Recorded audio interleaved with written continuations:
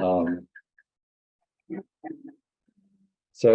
Thank you very much for inviting me to speak here today. There are so many of my seniors here, especially I want to pay my respects to Sripad Bhaktivedanta Nemi Maharaj, who is my Bhartma Pradarshik Guru. So, and all the senior devotees, please accept my obeisance.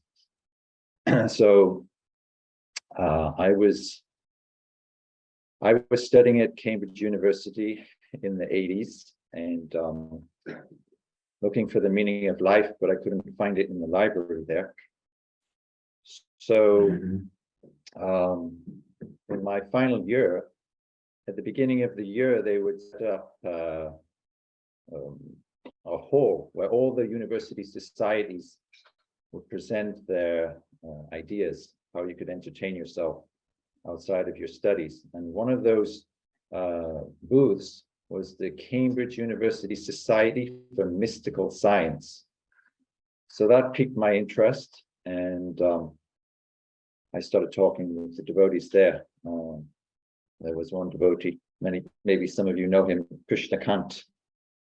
So he was working with Maharaj, who at that time, his name, of course, was Gyanadas Prabhu.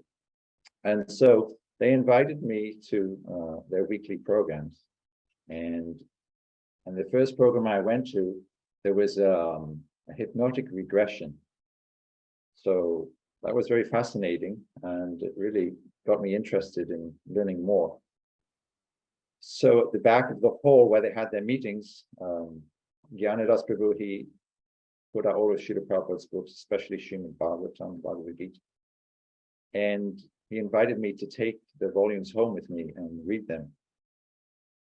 So I had actually read the Bhagavad Gita a couple of years earlier, because one day when I was walking down the street in Cambridge, I saw these strange-looking individuals wearing orange robes, chanting and dancing. And a friend of mine who's actually of Indian descent, who was studying medicine at the university, he said, let's go and check him out. They were doing a program in downtown. So I said, okay, because he was my friend, why not? So when we walked into that meeting, there was so much incense and sounds, amazing. So I was very attracted, and I purchased the Bhagavad Gita just to check it out. And I couldn't really put it down once I started reading it, and it just really blew my mind. But then the thought of having to shave off my hair and wear orange robes kind of struck me. And I thought, I don't think I should get too close to these people. So it wasn't until a couple of years later, when I met Gyanadas Prabhu, and he wasn't wearing orange robes, that I actually started to warm to Krishna consciousness more closely. So he would invite me to his house, and his wife would cook, and we would discuss philosophy and Krishna consciousness and science and so many things. And by the time I was, convinced that, I was ready to give up my so-called career and my education and just join the temple, become a Hare Krishna. But he convinced me just to take it slow and finish your degree and see what happens. So I stayed and I finished my degree, but then I joined the temple. So I shaved off my hair and did all those things. I haven't got much left anyway. So when I joined the temple, I was just, just a regular devotee, washing the pots and cleaning the bathrooms and so forth. And then eventually they sent me out on book distribution. And unfortunately, I turned out to be pretty good at that. So they made me go out every day. So I didn't really like that so much. And after some time, I got fried. So I ended up going, that was in Soho Street that I joined the temple there. So eventually I left and ended up coming back to Bhaktivedanta manager, so they wouldn't send me out on book distribution. So they put me in charge of some temple, what do they call it, temple commander, kind of more like acting temple commander, because there was another devotee who was the real temple commander. So while I was there, I met again Krishna Kant, who was there at Cambridge. And so he convinced me, oh, you should join Sadakuta Prabhu and do some science. So he inspired me. And but I didn't really have any funds, neither did I have anybody willing to pay my ticket or anything to go to America and join the Bhaktivedanta Institute. So I hung around there at Bhaktivedanta Marina. At that time, Akundati Prabhu was my temple president. But my services there, were valued enough that they didn't want to send me to America. So eventually I met Rasaraj Prabhu, who also tried to convince me to come and join the Bhaktivedanta Institute in San Francisco, where they had Srila Bhakti Swarup Damodar Maharaj had a branch there. So on his tour, Rasaraj Prabhu met me, or somehow or other we hooked up, and I told him about my background in science and so forth, and he told me, oh, you should come and join us. So I thought, okay, but I didn't have any money. So sometime later, he arranged for me to come to America. He bought my ticket and everything. So I joined the Bhaktivedanta Institute, and this was in 1991. It was about a year after this, as you see, this poster was for the first international conference on the study of consciousness within science. So they had this conference in February 1990, and I came about a year later. And they were still trying to figure out how to publish all these papers into a volume. Unfortunately, I didn't have much qualification for doing anything like that. So I just did some basic menial services there. I wasn't a real scientist, like Krishna Kripa said, although he's involved in the BI. I'm certainly not a scientist, although I had some training in physics and mathematics and so forth. But I never developed this meticulousness that is required to be a real scientist. So I kind of found it interesting. I was fairly competent with mathematics and physics and so forth. But in my final year at university, I specialized in some computer and information sciences, electrical stuff, because I was sponsored by a company that required me to do something not pure scientific. So, but, as far as the spectrum of, totally scientifically ignorant to Einstein, I'm somewhere in the middle. So, so Rasaraj Prabhu brought me to the Bhaktivedanta Institute in San Francisco after this conference. And at that time, show the next picture. At that time, the Bhaktivedanta Institute was located in the Haight-Ashbury district of San Francisco. So this is the building that the BI was housed in. And upstairs was the offices of the BI, and then the ground floor was the temple, Shishigonatai Temple. That was the San Francisco ISKCON temple at that time. And then underneath in the basement was the Brahmacharya quarters. So next picture, next door to this is another angle. So on the right, you can see that was the BI in the temple. And then just in the middle of the picture, you can see that was a Govinda's restaurant, which is now something else. I don't think this picture is accurate for today, but anyway, it became another kind of restaurant. Let's see. So at that time when I arrived, there was Rasaraj Prabhu. He wasn't there, but he was on his way. And there was two devotees holding the fort there. Their names were, let's see, who was there? Oh, Grantaraj Prabhu and Rajhamsa Prabhu. So they were taking care of both the temple and the BI work. So they had to do the deity worship and the cooking and everything. And then they would also, during the day, they would do their services for the BI. So one of the main activities of the BI there was interfacing with scientists. Rasaraj Prabhu was very expert at that. And he would he even signed up for courses at the university, and he studied quantum mechanics there. And he would meet with scientists and scholars, and he would invite them to attend the colloquiums that they had there. And we would hold every month or so a colloquium at the university, the San Francisco University California, San Francisco. I think we have some picture there. So Yeah, this is a picture of where the building where we used to have our meetings. And the next photo is, the next picture is the hall where we used to hold our colloquiums. So every month, maybe a week before the colloquium was scheduled, we'd send out, at that time, we didn't have web pages. This is like 1992, 91, 92, 93. So the way that we announced the programs to get the word out was we would go to the university computers and send them out on what was called Usenet. Does anybody remember Usenet? So we would send them out to all these different science groups and so forth, and invite them to come to these meetings. So this is where we'd hold the meetings, and before the meetings, we would invite the scientists who were going to speak and maybe some of their associates to our temple, and then we would cook for them and give them a whole feast for prasadam. So even though I wasn't even initiated at that time, somehow or other they ended up engaging me in the cooking. So I learned a lot of cooking at least. So do you have any, what's the next picture?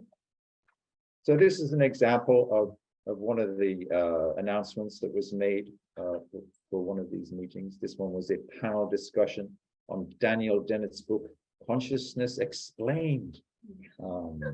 And at that meeting, we had some Bruce Mangan, who used to hang around a lot, and Sadhguru Prabhu was there. So Sadhguru would come up from San Diego to San Francisco once in a while when there was, some event like this. So that's how I first met Sadhguru Prabhu. But at that time, I was a nobody.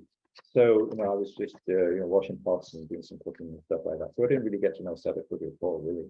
But I had so much awe and reverence for him because I could just see that he was so very scholarly and very intelligent and very austere also. So, what do we have, another one? Yeah, this is one or two pictures of different meetings they had there. He was one called, what's this? I can read it. Idealist Interpretation of Quantum Mechanics, the Mind-Body Problem and the Nature of the Self. Speaker Amit Goswami.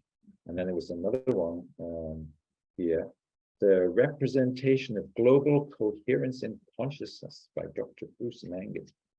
So these were pretty high-class scholars, and the approach of the Bhaktivedanta Institute, at least this branch of the Bhaktivedanta Institute, was basically to make friends with scholars and warm them with prasadam and friendly behavior, and eventually hope that they would, just join the dark side.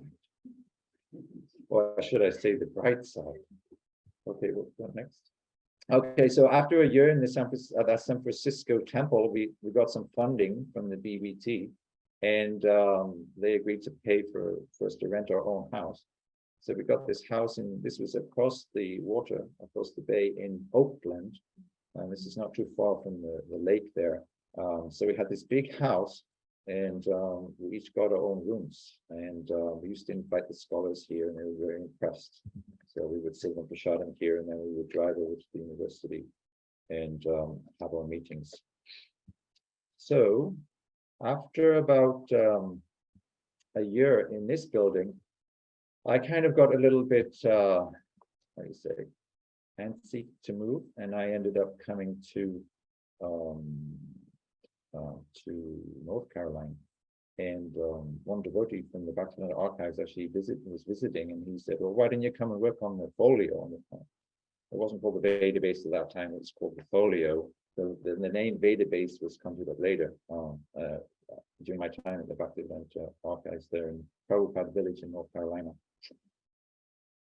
So after a couple of years working on the database, which is actually what I really like to do, is work with computers. Finally, I had something, to use my brain for. So then in 1995, I came to Alachua, and I've been stuck here ever since. So this is just about the time when Shri Shri Radha Govinda's temple was constructed, and the Vedas were installed there. And Sadhguru Prabhu's wife, Devamrita, approached me, and she said, oh, maybe could you come and work with us on producing some animations and so forth. Maybe they heard I had some computer skills or something. So at that time, I was invited to meet with Sadhguru Prabhu, and he told me what they wanted, and I agreed. It sounded like an exciting project. So for a couple of years, I worked with Sadhguru on producing some animations for his videos, like a couple of pictures here, like Mysterious Orbits. So Mysteries of the Sacred Universe. We made these using 3D animation software like 3D Studio, and this was made with Software Marsh 3D, one of the very high-end 3D animation software, which was coming within the realm of affordability at that time. I think a few years prior to us buying a copy of this software, it was like $60,000. And then when we got it, it was about $10,000 or something like that. So we got a workstation and I learned the software, and we produced some of these pictures and animations. And then we produced a CD, interactive CD also for this project, Mysteries of the Sacred Universe. And you can see the videos on YouTube now. So when I looked at it yesterday, I was just brushing up and remembering, how we made this video. So it wasn't like today, everything's just point and click, but we had some special hardware for frame by frame recording and stuff like that. So I got to know Sadhguru obviously a bit better during my time serving with him. And but my impression of him remained the same, and I always had so much honor and respect for him. He was a prolific genius, and he was extremely sober and austere, but he was also very humorous. So many times I would talk with him at his house. I would go to his house, and his wife would cook, and we would have various programs there, the social programs. And so I got to see another side of Sadhguru, a very soft and gentle side, and very, very humorous also. So it was always a pleasure to be with Sadhguru, just to listen to him speak. He was so deep in his understanding and his grasp of science. So whenever anyone was with Sadhguru, they always wanted to ask him one question after another.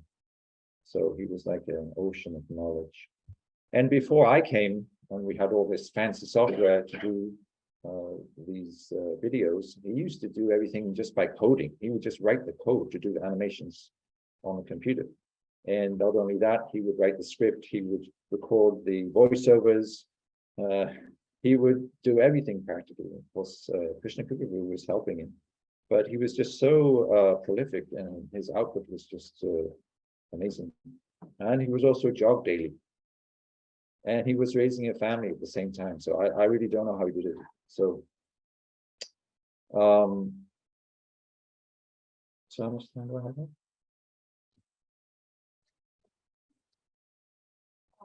One minute, okay. So when I joined the BI, they had their offices here, Lachua, Ramanreti Temple, and like a mobile home.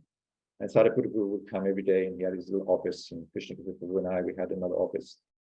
And so after some time, I got the itch, and I wanted to get married. So I moved out and started to work with a devotee. Many of you know him, Jalapa Prabhu. And we used to fix computers and do stuff like that, build computers and fix computers. So I got pretty much out of touch with the BI. But then later, Sadhguru invited me back. And from that time, we started also a software business, because the money had run out, the funding wasn't there anymore from the BBT for one reason or another. So we needed a separate source of income. So we started a software business, Size 8 software. And so we worked together a lot. And so most of my working with Sadhguru from that point was working on our software. And as far as Sadhguru's scribbling equations is concerned, I think many of those equations had to do with the software that he was writing for doing plot simulation, because it involved a lot of differential calculus. So, so Sadhguru was amazing in his ability to do so many things. So he was simultaneously working on the software we were developing and producing his scientific work. So I was just focused on the business. So I pretty much dropped out of the BI aspect of things. And it's only in the recent years that Prama Tirthabu and Krishna really have been trying to pull me back in. So maybe I can find some time to contribute more fully in the future. So don't forget about me, even though I have a tendency to forget about you. So thank you very much for inviting me.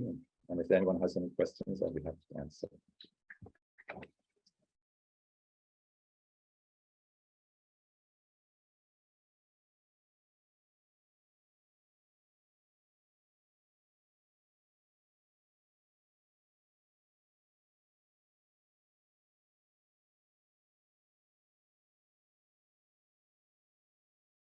Guest is joining us via pre-recorded video. It is Romapad Maharaj. Romapad Swami joined the movement in Boston and was initiated in 1971. He took sannyas in 1983 and became an initiating spiritual master in 1985. In 1992, he began serving as a member of the GBC. From 1996 up to 2008, he served continuously as a member of the North American Executive Committee, the NAEC, and he was the chairman of the GBC in 2009 to 2010. Currently, he is based in New York and frequently travels to India and Asia on preaching missions. For the past 20 years, he has been taking groups of Bhakti practitioners annually to various holy places spread across the entire Indian subcontinent.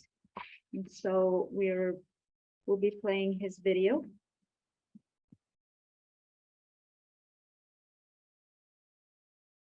Just now coming.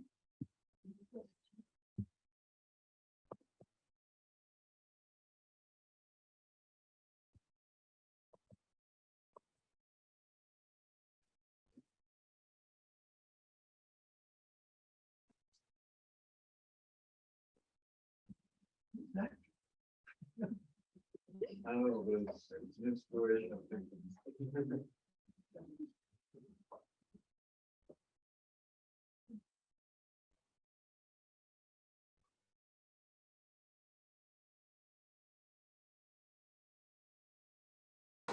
Hare Krishna. At Krishna's request, I'm making an audio recording rather than a video recording of my memories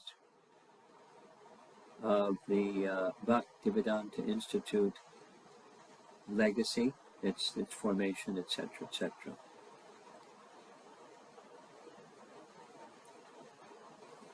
I don't have a very good memory with this and many other topics, and therefore it's going to be quite short.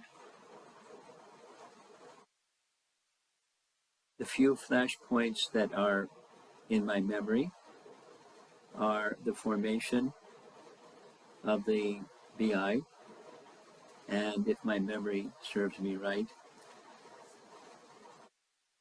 an office was set up in Philadelphia in a different part of the city of Philadelphia, but not too far from the temple. And my memory says the Back to Godhead magazine also had some facilities there. And Satiputta was there, and Satiputta worked well with Rabindra Sarup Prabhu. And I remember visiting Philadelphia a few times and visiting that place once or twice.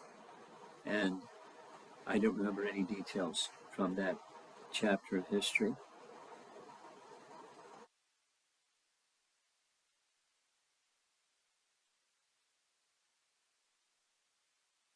Another chapter of history that I recall taking part in personally was a meeting at the LA Temple. And the circumstance, to the best of my memory, was that there was part of an ongoing conflict between Bhakti Swarup Damodar Maharaj and Satiputta Prabhu in terms of the mission and the strategy to fulfill that mission for the Bhaktivedanta Institute. My memory says that Satiputta was not, his mood was not confrontational, but there should be a very clear effort to point out the deficiencies of modern science and substitute the Vedic model and push forward strongly the Vedic model with that two-pronged strategy. And he was not so happy, as I recall, with Bhakti Swarup Damodar Maharaj, who appeared to have invested substantial time and energy and effort in creating conferences where scientists would have a forum to speak, and we were part of it. And the mood was make friends, hold hands, and influence the scientists in that, gentle, relational manner.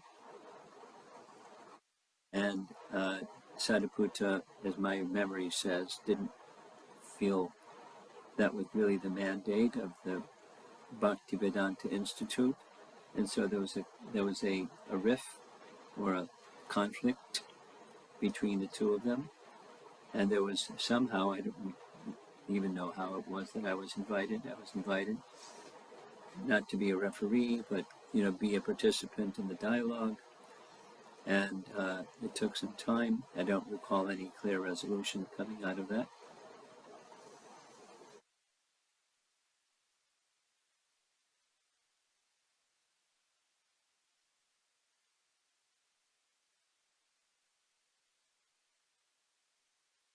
I do recall the mandate given by Srila Prabhupada specifically to Sadhuputta to make a design for the Temple of Vedic Planetarium and his work in that regard,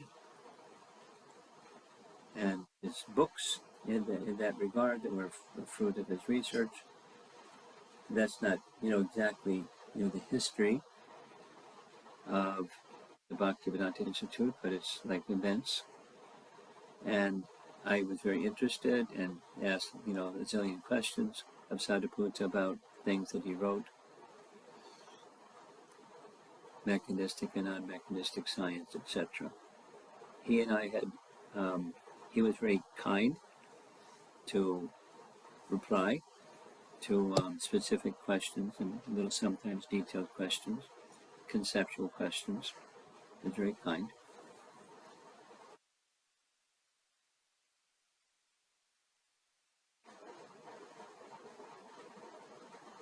I have more experience with my interactions with Sadhuputta, which are also, my memory is very poor on, but not so much the Bhaktivedanta Institute per se, and its formation and its legacy. So that's about it, and I hope that's useful for your purposes. Hare Krishna.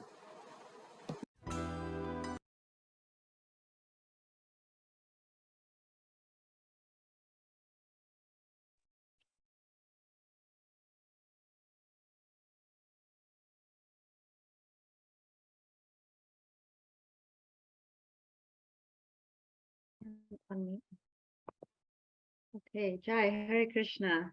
So we extend our deep gratitude to Ramapad Maharaj. Our next speaker is, I believe, is here. I saw Shanika Rishi Prabhu. Are you here with us? Yes, I'm here.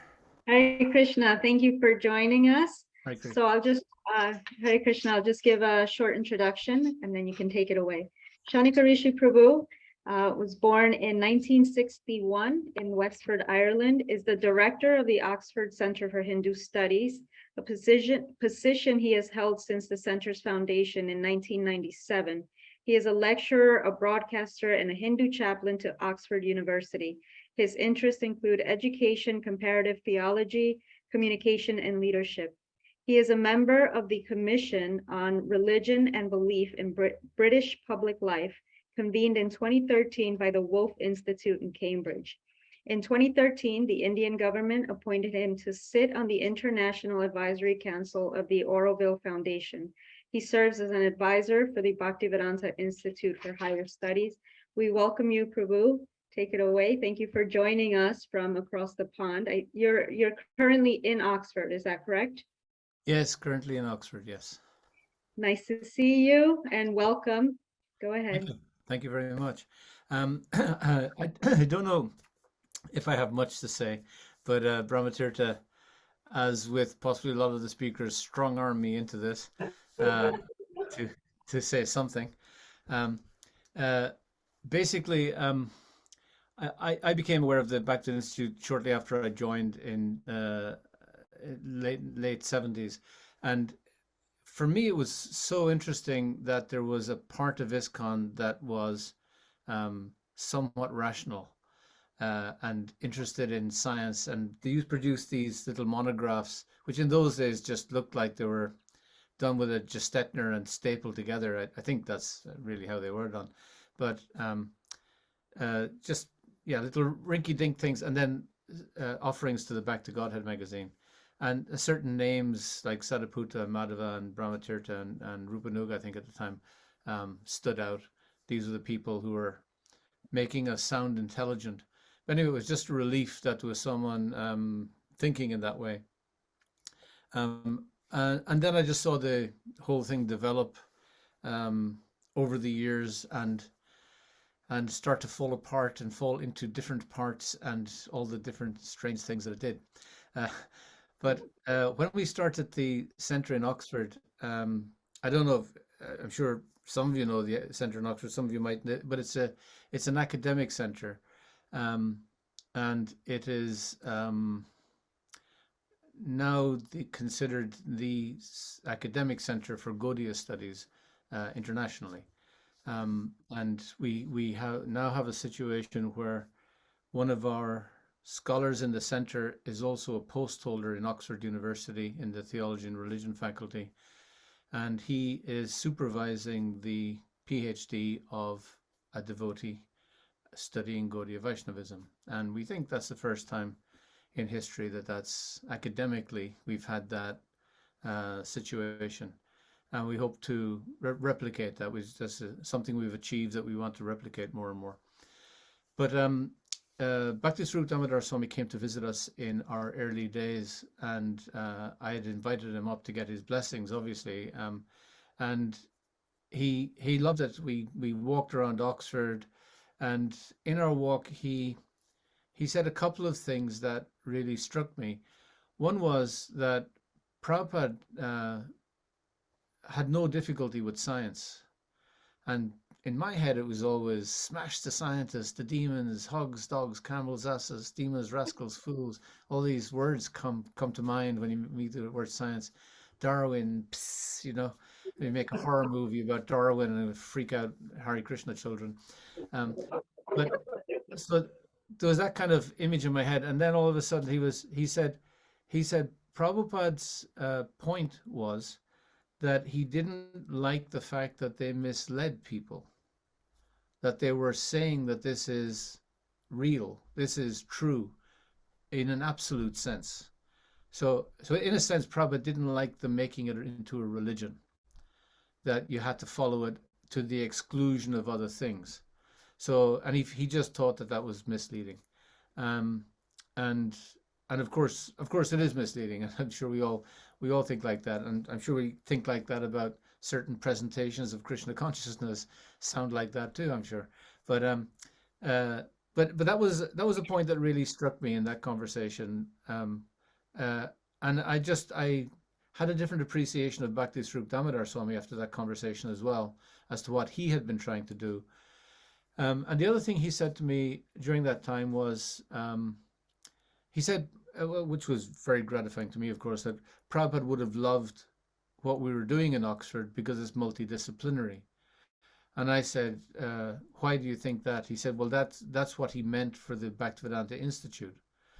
And again, that was a revelation. I thought it was set up to do science. But that's just, Bhakti Swarup Damodar Swami said that's how it became.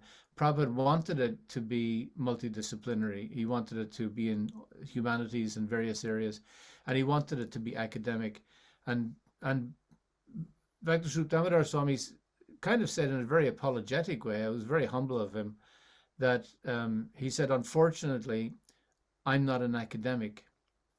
And I said, well, surely you've got your PhD and everything. Yes, but I'm an engineer. And he's right. That's not an academic discipline. He said, so I may have been responsible for helping shift it more into the sciences. Anyway, so that was just interesting that he said that Prabhupada had a very broad vision for the Bhaktivedanta Institute. And in talking with Ravinda Saruprabhu, who was part of the initial discourse when they were setting up the Bhaktivedanta Institute, he was the guy who was supposed to be the humanities academic guy. But unfortunately, he got pulled away service-wise and wasn't really part of the formation after the initial discussions in 76 and 77. So it did end up very much in the science field, and that's what we know it as today. The Bhaktivedanta Institute is about smashing the scientists and the demons and the rascals and the fools. So it could be that there's a broader discussion to be had. And maybe that now is the focus. That's just how it has become, and that's how it should be. It's not an issue. But it was just something that he had mentioned to me. But it also explained to me why he was so interested in interfaith dialogue and various other relationship building exercises he was doing with different communities, different scholarly communities, because he felt that this was Prabhupada. Prabhupada was interested in this, and it was really his job to try and develop it. So that really is it. That's really all I have to say. I met Sadhuputta obviously a few times, but we invited him to come to our ISKCON conventions in Europe, in Radhadesh in Belgium, and he gave wonderful talks, and we spent some very good time together. But we didn't talk about science very much. We talked about ourselves, we talked about Krishna, we talked about Prabhupada, which is what we're supposed to do, I suppose, really, as devotees. Yeah, and that's how I knew him. And the other time I spent some time with him in London and Germany, we were part of a group with Harikesh Swami, different people chasing the Hinduja family, very wealthy European Indian family, for money, very awkward characters to deal with. And Sadhuputta and I were in the room as all these discussions were going on, and we just sat in the corner chatting, really bored, not engaged. This wasn't our scene at all, and it came to nothing, and we had half suspected that's kind of where it seemed to be going. But anyway, so that was my time with Sadhuputta. He was just a really nice devotee. That's the Sadhuputta I knew. I didn't know him as a scientist and could never evaluate him, his work and everything like that. But I just really liked him as a person. And Bhakti Swarup Damodar Swami, I met so many times. He was the chairman of the GBC when we proposed the ISKCON's interfaith statement, which is the only social engagement statement that ISKCON has ever made. And in one sense, I'm happy that it's the only one, because people have been saying we should make statements about homosexuality and transsexuality and all kinds of subjects, and it's like, oh God, no, please. I don't want to hear ISKCON's opinion on any of that, or whichever ISKCON decides to speak at any given time. But the interfaith statement was translated into 8 languages and has had a very positive effect. But that was because Bhakti Swarup Damodar Swami was the chair of the GBC, and as you can imagine, a statement like that, how is it going to get through a committee or a series of committees and all the different opinions? And he just accepted it, and he said, if you haven't heard back in X number of weeks, take it as given. It's got my blessings. So I wrote to him, wrote the statement, and he didn't write back. So it became an official ISKCON statement. And I just thought that was very wise, very smart of him. It was a field he was interested in, I was interested in, and we got the job done by skillful means, as the Buddhists might say. So I was just interested in how practical he could be in that kind of a way as well. Anyway, that's I think that's all I have to offer your esteemed assembly. I hope that's of some use and some benefit in the future. Oh, BIHS and Bob Cohen have very similar faces. There's many avatars. Yeah. He has many expansions, yeah. Thank you very much. Oh, we have a comment by Stita D. Mooney. He's Thank you. stepping to the front of the class. So what is your opinion on those issues? What's my opinion on what? Those Oh, issues. those issues? Well, Oh. I can leave you with one thought. Homosexuality is inconceivable. That's a good line. Thank you very much. Thank you for letting yourself be strong-armed to be here. It's very easy to be strong-armed by Brahmatirtha. What can we do? Yes, it's hard to resist. And you've also added to the comments that have been made throughout the day about this more expansive, broader vision of the Bhaktivedanta Institute, and also for sharing about the interfaith statement. I think that Prishni has a comment. Just a very quick question. Would you like to come up so that we can hear you? Just so that everyone Yes, online yes, can yes. hear your question. Really interesting. Here you go. Okay, Right there. so I'd just like to hear, since we have a little extra time, we're a little ahead of schedule, which is a miracle. So could you give us some ideas? So we can see you just right there. Okay, we can see you. Okay, Yes. okay, there I am. Give us some ideas of how you would like to see this, organization transition into the future, because that's what we're facing right now, of course. And we kind of know what our past was. That's what we've just done. You're kind of on the cusp here. We're getting ready to go into more futuristic stuff tomorrow. So could you give us a little few words, what you're thinking along those lines?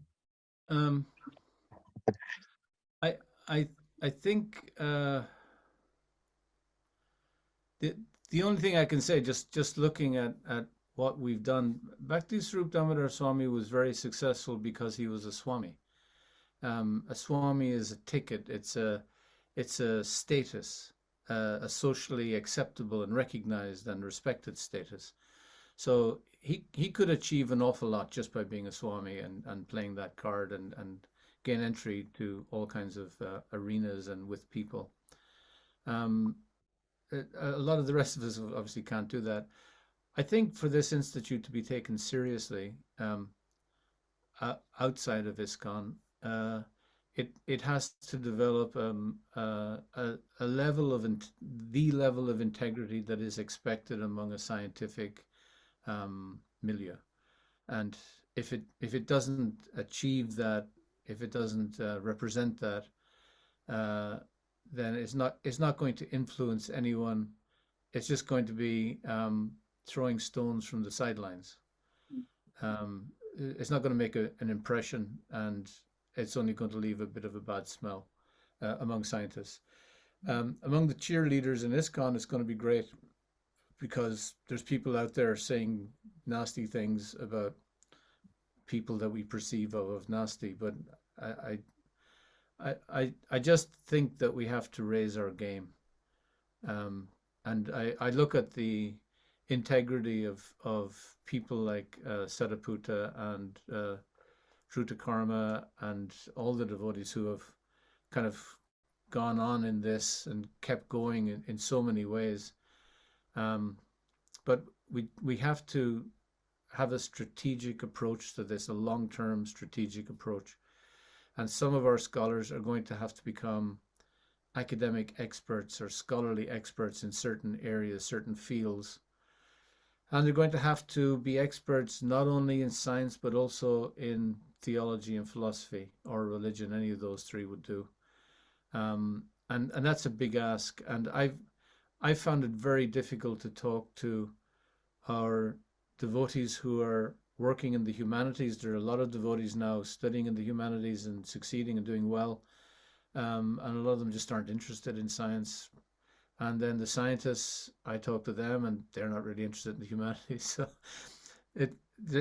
there are going to be very special people who can straddle both worlds. And there are people among scientists and theologians who do that already, but they are few and far between. But when they speak, they're taken very seriously by all the different communities. And we're going to have to produce a few of those samples. And to do that, we're going to have to train theologians and philosophers and religious scholars and historians, and we're going to have to train scientists in chemistry, biology, physics, and neuroscience and various fields. So, and after we've developed some critical mass of both, someone's going to cross the fence, and it'll be a great parade day. But I think, yeah, someone's just written it's next generation. It's very much next generation. It could be 2 generations from now, to be quite honest. But and that's why I say it has to be long term. If we develop this strategically, if we think about it strategically, not tactically, it's not about what we do next. It's about what's the plan, what's the mission, actually. And the mission, I think myself, in the 80s, anyone who remembers the 80s, there was all this talk about mission statements. Everyone had to have a mission statement. And I worked in communications during that time and into the 90s. And we had a real difficulty because ISKCON didn't have a mission statement. And we were the guys on the front line out representing ISKCON to governments and the media and academics and politicians. And we didn't have one of these things. So we thought about it. And I really realized after some time that Prabhupada had written his own mission statement. And it was the second half of his pranam mantra in the line of Bhaktisiddhanta, in the line of Chaitanya Mahaprabhu. It's to rid the world, the Western world, he says very specifically, that was his initial mission, of voidism and impersonalism. And that's a huge mission. It really is. So going back, that's the thing that spurred me on in getting into the field of academia for me, in terms of what's the big picture here. And we have to have our mission within that. That's the guiding light. But if you're in India, it mightn't be the Western countries you're dealing with. It might be Western mentality or whatever. But I think we have to think very, very fundamentally as to what the game we're playing is, very exactly. And we have to think, what is Prabhupada's mission? It's a movement. It's not really a religion. It's not the institution of ISKCON, the fiscal legal institution. That's a mechanism. There's something much more fundamental, much more dynamic, much more important than that. And we have to be crystal clear about what that is within the Bhaktivedanta Institute institution, that this is what we represent, this is what we are really about. And I think to have a good discussion about that is going to be very important in terms of strategic development. I would say a word of caution.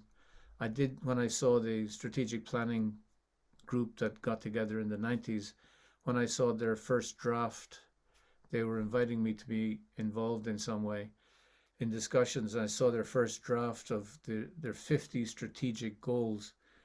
Well, the first thing is you can't have 50 strategic goals. You can have one strategic goal. You know, it's either invade Poland or not. You know, it's kind of, you just got to decide. It's either Poland or Hungary. You can't do both, you know. But I looked at all the strategic goals, and none of them were strategies. They were all tactics. They were all means to achieve an end, like Harinam or book distribution or prasadam distribution. They're not in themselves the ultimate goal. They can be. I mean, Harinam is the holy name, of course, but in terms of a preaching approach, it's tactical, because what is it that you're really trying to do? And we're trying to touch people's hearts and share bhakti. Bhakti means to do that, and that's what we're trying to do. So what's bhakti? Well, it's about Krishna. Okay, so it's about Krishna. So you start to get back to the original, and I realized that in actual fact, ISKCON has few strategists. There are very few people who are good at strategy, and a lot of people are good at tactics, and that's great. So I would just give a word of caution. Make sure that you are thinking strategically, but you do have to think fundamentally. You know, if you get that down, what are we about? we're about bhakti. If you conclude that we're about Vedic culture, good luck, because we're really not. And all the evidence in our scriptures says so, and it's not what I'm hearing on the ISKCON grapevines these days. I'm a little horrified with what comes through the airwaves, but we really have to be clear about what it is we're trying to achieve first, and then strategic development and where we want to go. So that would be my advice. Be crystal clear about your strategy before you start your tactical little programs, conferences, all the means by which you will achieve it. Be crystal clear about what you want to achieve. Thank you. Hare Krishna, beautiful answer. Thank you so much, Prabhu. That echoed a few things that we've heard from the day, such as the strong focus on education for the next generation and beyond. And also a point that you made that I think was made by Garuda about the social position of a Swami. And so not instead of, but in addition, that the PhD is going to assist in that. That will also bring what is necessary to be heard, as you said. And also you're speaking to us about this clarity and laser focus, and to cautioning us to always remember that the main ultimate objective is bhakti. Thank you very, very much. And we hope to see you here in Gainesville at the BIHS soon. By Krishna's grace. Thank you. Hare Krishna. Thank you so much. Our next speaker is here. I see already on video. So we have Ranjit Prabhu. Hare Krishna. Hare Welcome. Krishna. Thank you for being here. So Ranjit Prabhu was born in South Africa in Durban. He attended the Marist Brothers College in Johannesburg and the university at Rhodes University in Grahamstown. After moving to Canada, he joined the ISKCON Temple in Vancouver in 1974 and served the Bhaktivedanta Archives for 22 years. He rejoined the BBT in 2012 and is currently the Assistant Secretary of the BBT and the Treasurer for Back to Godhead magazine. And you are live from Alachua, is that correct? Alachua. Hare Yes. Krishna. Go ahead, Hare Prabhu. Krishna. Thank you so much for being here. Thank you.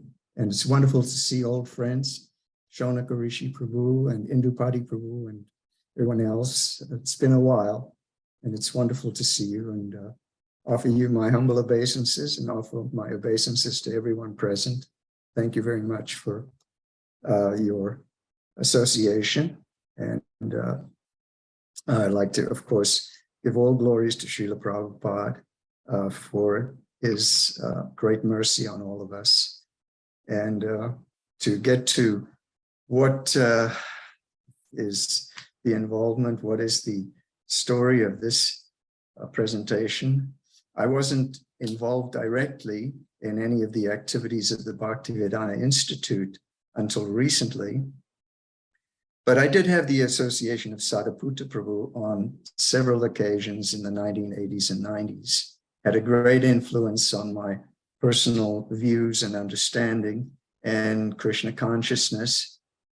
Now, like all ISKCON devotees at the time in the 70s, I was aware of the Bhaktivedanta Institute and how important it was to Srila Prabhupada. We saw the monographs that would come out and articles in Back to Godhead and different other outlets, different other things that we would see and hear and get the association of the devotees. So in 1985, I was serving at ISKCON Television, ITV, in Los Angeles. Was the ISKCON Video Production Company. It was led by Nrsingananda and Siddhanta. And we had done a documentary on vegetarianism, and this was called Healthy, Wealthy, and Wise. It was very popular at the time. And we're working on a documentary on reincarnation based on coming back. And we were also producing the Acharya series, which outlined Srila Prabhupada's different activities and things that he would say and do that were important for the movement. And At the time, Sariputta Prabhu and Dhrudakarma Prabhu were in San Diego, and working together, they had created a script for a science documentary. And this science documentary was called The End of Physics. So it's interesting that the word end can mean the goal, as well as it can mean the finish of physics. But the script was very tight. It was very to the point. It outlined the history of physics from medieval times, how it went through the era of Newton and how people got into physics, right up to the modern day with the theories of quantum mechanics and string theory and all this. Anyway, so we had the script, and so Nrsingananda, he estimated that it would cost $25,000 to produce this documentary. And the funds were not forthcoming at the time. And so the project was dropped. One thing, the script, it seemed to me to fit the mold of various PBS shows on science and so on. But anyway, it was dropped. And due to my archival nature, I kept my copy of the script. And a few years ago, I gave my copy to Stita Dimuni Prabhu to add to the Sariputta archives. So if anyone wants to have a look at the script, they can access that archives and have a look at it. So at this began somewhat the few interactions that I had with Sariputta Prabhu. And I remember he was describing at one point that he had been invited to a science conference in Budapest. Now, at that time, the Cold War was very much happening, and the idea of an American being invited to a communist country, that was like mind-blowing because to an ordinary person, because most people are unaware of the milieu of the scientific community. And Sariputta explained to me that anyone on a high level who was writing papers in the scientific field could be invited to travel anywhere in the world and be housed in 5-star hotels. And generally, you know, they could go on tour for the rest of their life, practically, as long as they would produce these papers and be able to present them at conferences. And this was, it was interesting. And it reminded me, the parallel that I saw in that was that in Vedic times, great sages would be invited by kings to grace their courts. And the idea was that the higher knowledge of the sages would be beneficial both to them and their subjects. And as well, it would provide the benediction of the Lord.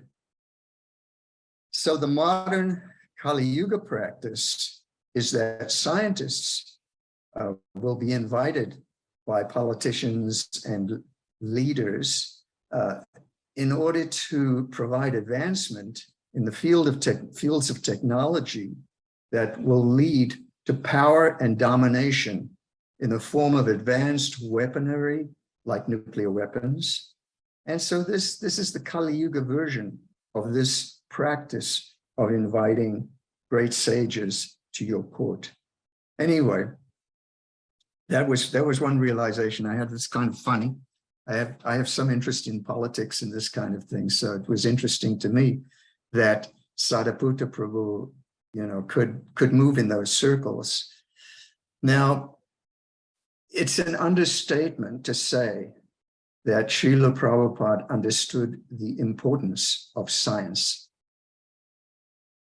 In Delhi, in the 1950s, the Russian Soviet government was spreading propaganda in India and printing newsletters, lauding their achievements, such as the launching of Sputnik and many other items.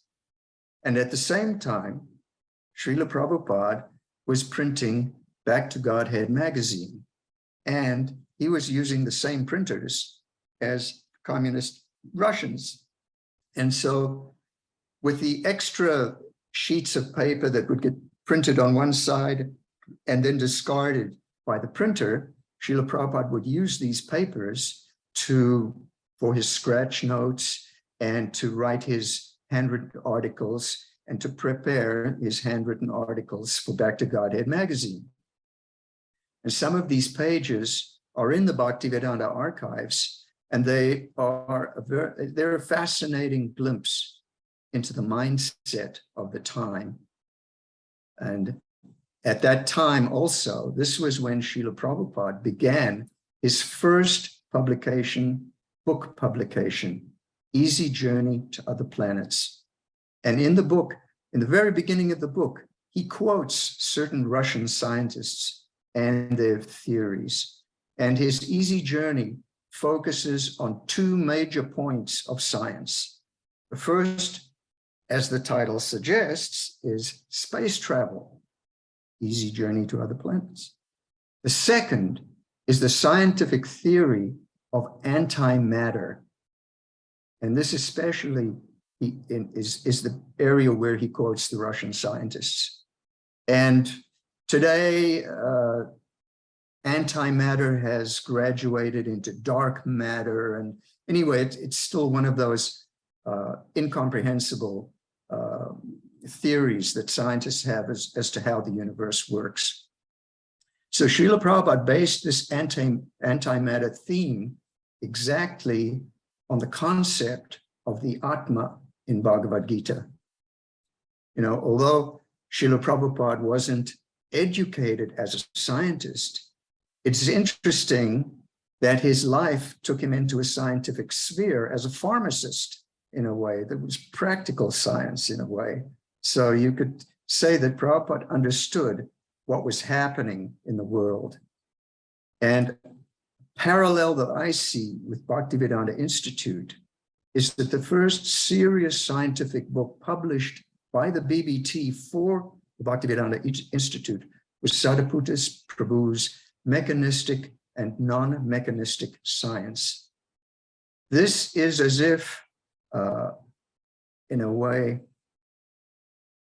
Krishna had decided Prabhupada's analysis of the Bhagavad Gita and its presentation in that scientific way needed a real scientist to come along and present Krishna consciousness in a way that scientists themselves would take it seriously. And the book was reviewed by 2 Nobel laureates, and it took on theories such as quantum mechanics. And quantum mechanics, as we know, is currently the holy grail of science. And it's Sariputta's background as a mathematician that enables him to present this theory with great authority.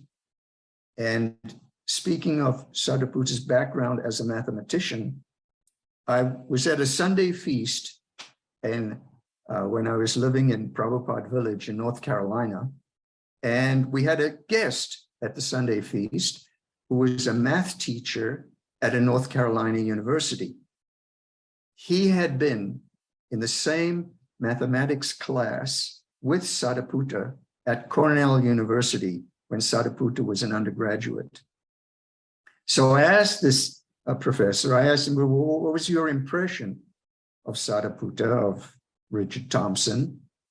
And he said, well, it was like this. The professor, he would give his math students different problems, and he would give them a week to present him with a solution to the problems. And Sariputta would take that problem, and he would turn it around that afternoon and present it. And so this professor, he acknowledged in a way that Sariputta was head and shoulders above the rest of his class. He was in his own league. And so in the last few weeks, a group of our current devotees at Bhaktivedanta Institute have been reading mechanistic and non-mechanistic science. with the idea that an update of this work be presented to the scientific community, because certain of the propositions, because the book was from the 1980s, would need somewhat of an update. But anyway, we're doing a reading every week, and although I have virtually high school mathematics at that, I find it very interesting. Reading the book, I find it interesting, even though I can't really follow the theorems and the various equations that are presented. But I do get the drift, and it's important that as Shonaka Rishi Prabhu was presenting, we have to really be in a way where the scientific community can take us seriously. And so this, and we're very happy that we have so many devotees now becoming interested in the Bhaktivedanta Institute, and through largely the efforts of Brahmatirtha Prabhu and his group, and the acquisition of this wonderful building in the Duck Pond area, the most elite area of Gainesville. And so we're very happy that we have that association and that opportunity that makes the future very encouraging for and I'm sure that's very pleasing to Srila Prabhupada. Now, currently, I serve at the BBT, and I do get to see some of the discussions regarding by the BBT trustees regarding the funding of the Bhaktivedanta Institute. And I can assure you that the devotees at the Bhaktivedanta Book Trust are very serious with regard to funding the institute, the Bhaktivedanta Institute. They're highly cognizant of Srila Prabhupada's instructions in this regard, and are focused especially on the publication of scientific books and papers. So I just wanted to add that, because I think it's important that devotees know that the BBT is actively promoting Bhaktivedanta Institute. So I thank you for this opportunity to address all the devotees, and I hope that I can be of some assistance to this wonderful project. Thank you. Hare Krishna.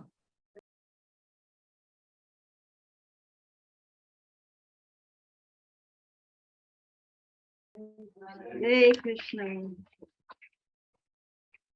Thank you very much, Ranjit Prabhu. Last but certainly not least for today, you solidified our understanding of where the Bhaktivedanta Institute as an institution comes from, and so that we can tomorrow step into the conversation about where we're going. So thank you very much for that. And the script that you referred to is on richardlthompson.com. Thank you for sharing that resource as well. So we've come to the end of our program. Are there any comments before we give our closing words? Brahmatirtha Prabhu, would you like to close us out? Sure. Okay, so thank you all very much. Brahmatirtha is making his way up to the front of the class. And thank you all. We'll see you again tomorrow at 7 a.m. Leela, thank you. Everyone else, goodbye. It's a long day. We will have roundtable time tomorrow and tomorrow afternoon. And so everyone go to bed early. We'll start at 7 unless somebody else wants us to start at 5. But thank you all very much. This is a lot to take in. And we will record, we'll make this available.